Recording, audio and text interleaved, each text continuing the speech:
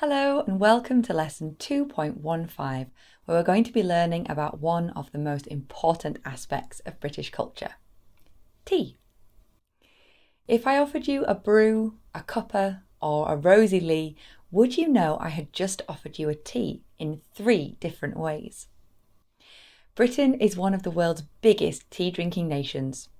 We really love tea. Let's take a look at our learning objectives for this lesson.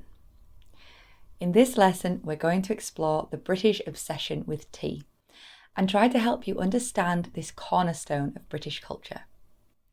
We will look at why we drink so much tea, as well as common phrases the British use when we talk about tea, how we make tea and drink our tea, and this will include appropriate tea and tea time etiquette. Remember, tea is very important to us. And finally, you might have heard of things like afternoon tea, cream tea, and high tea. We'll look at what these are and the differences between them. As you will already be aware from our previous lessons, tea can have many different meanings in Britain. But we're going to start off looking in more detail about the wondrous drink that is tea. So let's have a look at our first question. How many cups of tea do you think the British drink every year? 36,000, 36 million, 36 billion. What do you think? The answer is a staggering 36 billion. You might be asking yourself, why do the British drink so much tea? Well, there's a few reasons. It's a much enjoyed pastime that has existed in Britain for hundreds of years. The process of making tea has become part of our British identity, whether that's just pouring boiling water into a mug with a tea bag, or whether it's loose leaf tea in a teapot with a tea cosy and a cup and a saucer. We love it all. It's become a way to ease social situations and social awkwardness. We like to avoid confrontation and extreme feelings, and a cup of tea can help us to do this. Next, we're going to look at some examples of situations where we might offer tea and also introduce some of the different phrases and vocabulary we might use to do that. If a person is sad, we could put the kettle on. We offer a cup of tea. If someone comes to visit our home, we may offer them a brew. We offer them a cup of tea. If a situation feels tense or awkward, we may offer a cuppa. Again, we are offering a cup of tea. But why do we do this in these difficult or awkward situations? We offer them a cup of tea as a way of giving someone something to do, something to hold, something to focus on, something that we as British people all know and understand. It's comforting and calming when it needs to be. It's something that is ingrained into our manners. We understand how this works, and we don't need to think about it. When someone comes into our homes, a good host should offer their guest a drink. The expectation is often, but not always, but often that that person will have tea. So let's have a look at a typical conversation 2 British people might have when they go to someone else's home. It might sound something like this. Lovely to see you again. Yes, you too. How have you been? Before we get to that, shall I make us a cuppa? Oh, yes, please. And how do you take yours? Milk, please. No sugar. And you like it quite strong, don't you? Oh, yes. Strong enough to stand a spoon up in, please. So now I'm going to break down the conversation that you've just heard. Notice that before we get into our catch-up, I am offered a cup of tea. This is very common in the UK. But how was I offered a cup of tea? Did you notice the word that was asked? It was cuppa. Shall I make us a cuppa? And this just means, shall I make us a cup of tea?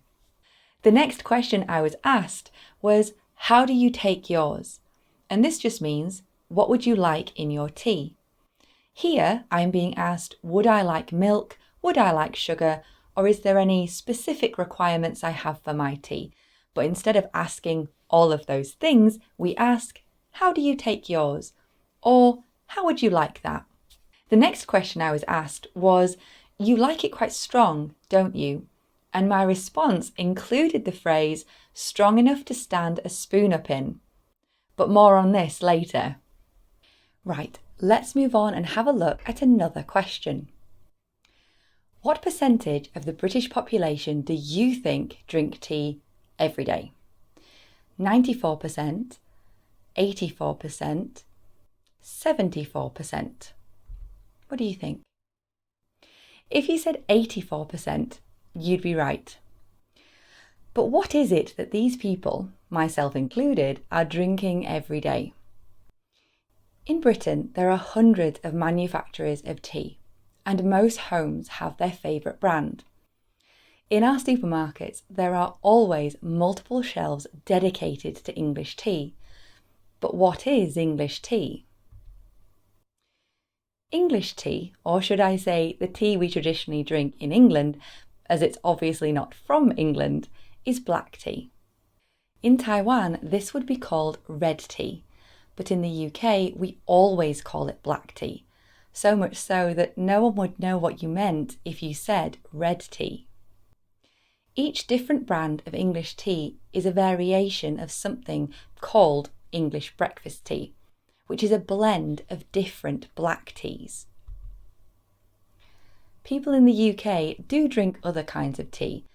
The most common examples would be Earl Grey, which is another blend of black tea, as well as fruit teas, mint teas, and of course, green tea. But if someone is just offering you tea in the UK, they will be talking about English breakfast tea. Equally, if you go to a cafe or coffee shop and ask for a tea, you will get English breakfast tea, unless you specifically asked for something different. But how do we make and serve our English breakfast tea? How do the British make their tea? Each household will have a slightly different method, but it's usually a variation of taking boiling water and adding it to the tea, which could either be in bag form, in a tea bag or loose leaf.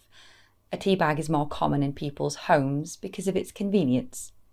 This is then left to steep or brew for a few minutes, anywhere up to 5 for a stronger drink. Most people will have their tea in a mug, but historically people would have always drunk their tea out of a cup and saucer. Hotels, restaurants and tea rooms still serve their tea in a cup and saucer.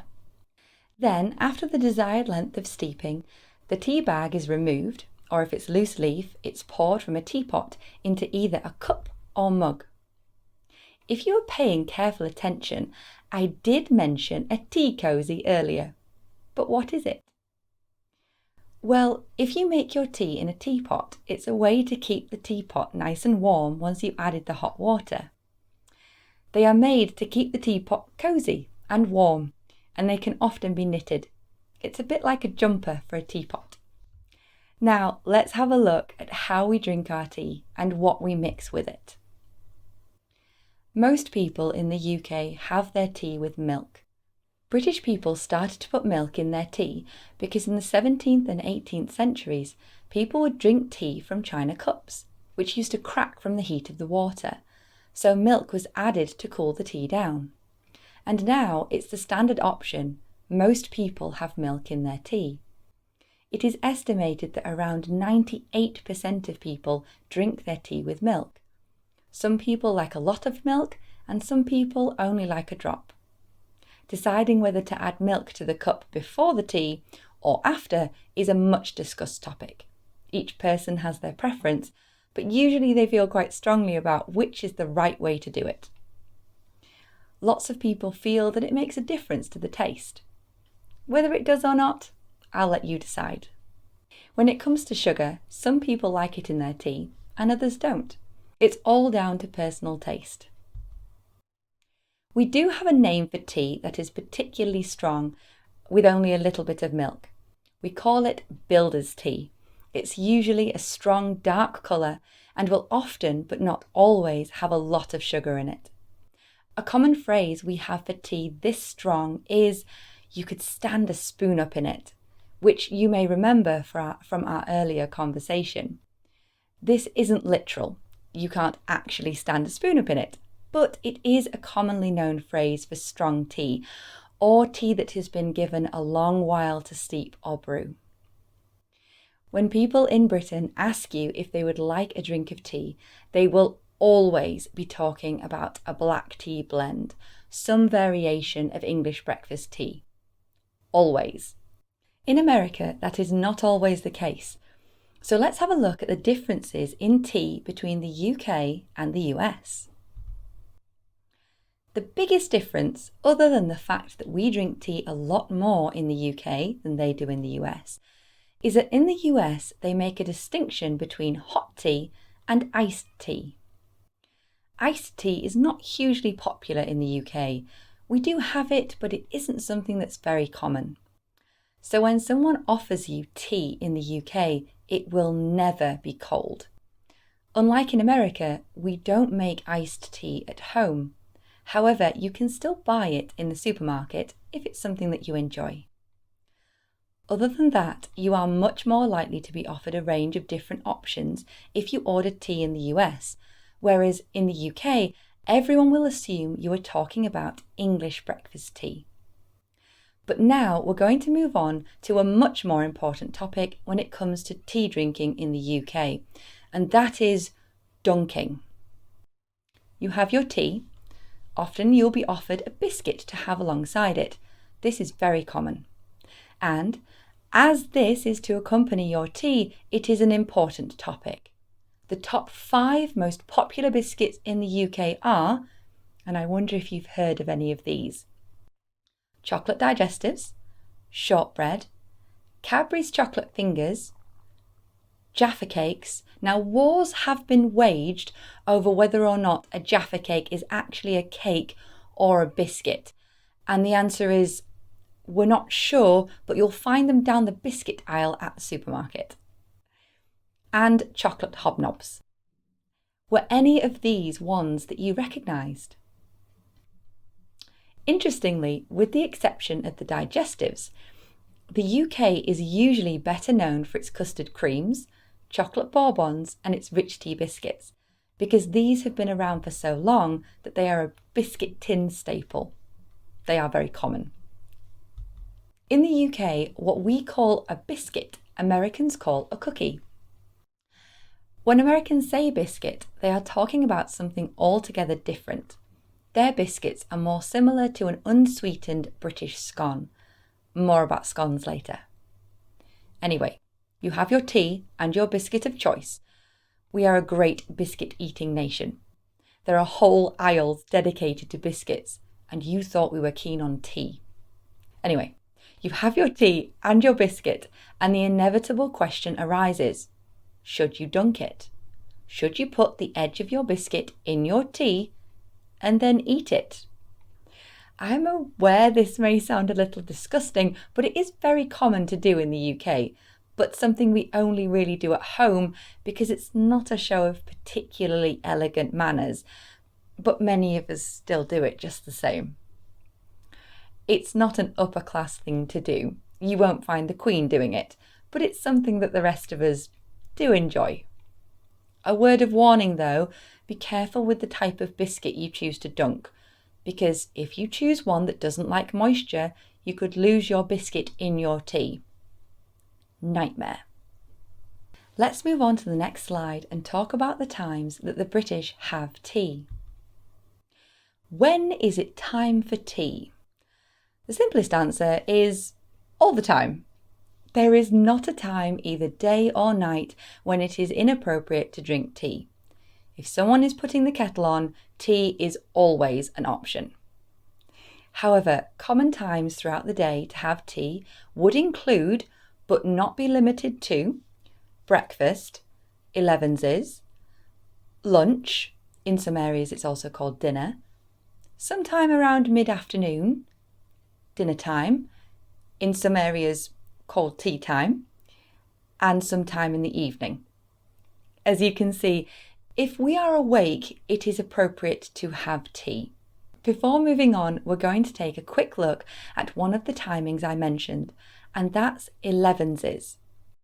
We have been known to have a tea break at around 11 o'clock in the morning, which is where we get the phrase 11s from. Everyone knows this phrase, but it isn't necessarily used often, but I chose to include it because it's something that we are all familiar with. As well as these different times for tea, we also have different meals and snacks that are based around tea. Let's turn our attention to afternoon tea, cream tea and high tea. The difference between all of these, surprisingly, isn't actually anything to do with tea itself. They would all be served with English breakfast tea unless you ask for something different. The difference is actually the food served with each one and the time which it would be typically served. Let's start with afternoon tea. Afternoon tea is a meal that is served on a 3-tiered cake stand. On the bottom plate is where you would find finger sandwiches. These are just little sandwiches that have a variety of different fillings, the most famous being cream cheese with cucumber. They have also had the cuscrat off and been cut into thin rectangles. On the middle plate, you will find small sweet pastries and cakes. On the top layer, there will be scones, clotted cream and jam.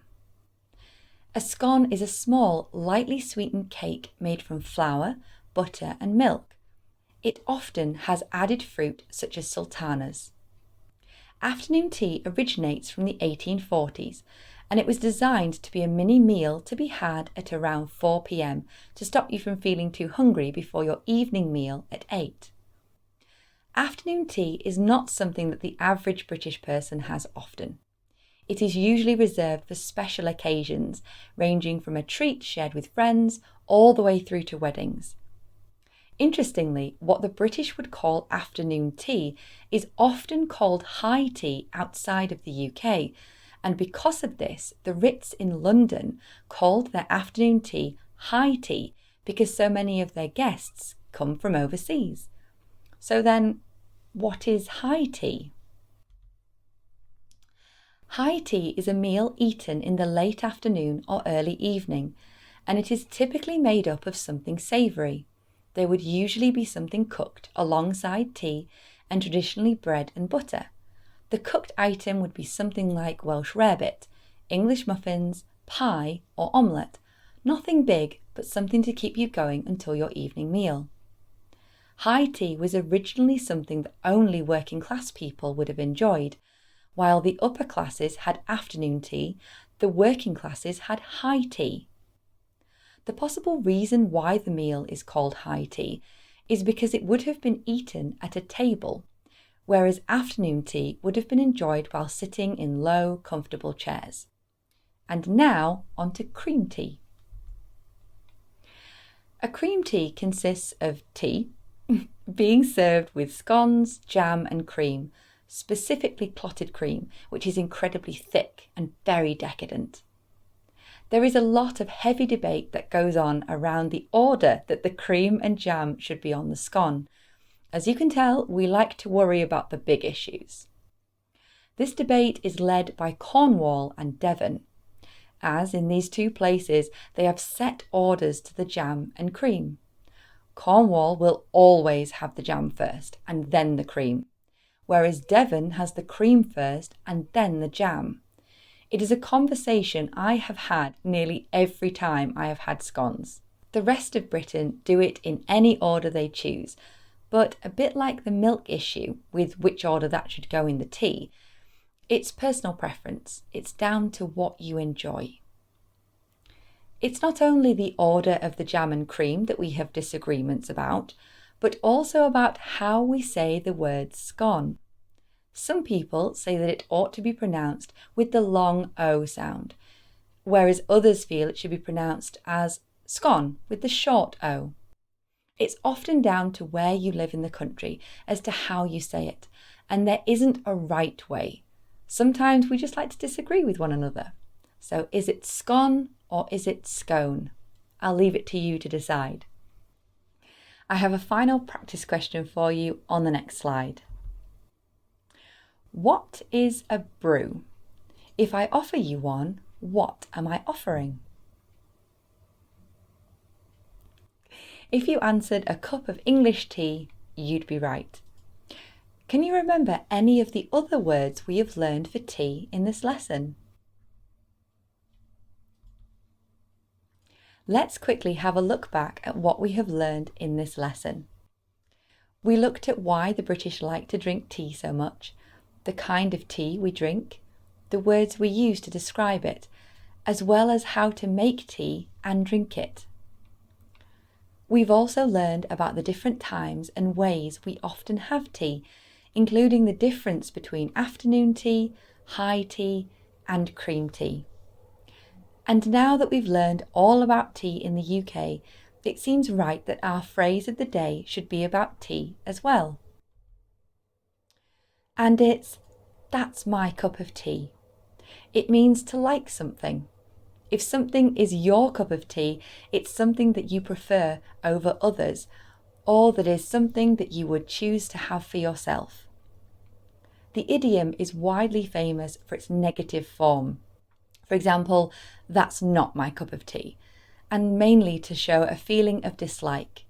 For example, if you don't like the flavour of something, you could say, it's not my cup of tea, or to show that you find something uninteresting or boring. Let's take a look at some example sentences. This music is much more my cup of tea than their other new songs. I enjoy holidays on the beach. They're my cup of tea. Hiking is not my cup of tea, but my friend loves it. Those shoes are really not my cup of tea. The British started using the phrase my cup of tea in the 1800s to indicate something that they enjoyed. In the 1920s, the phrase not my cup of tea was added to mean the opposite. And now we have reached the end of lesson 2. Hopefully you should have learnt all you need to get by if you come to the UK. In the next lesson, we're going to move on to learning more skills that you need to get by in conversations and social situations with British people, including the tricky topics of British manners and politeness. So we'll see you in the next lesson.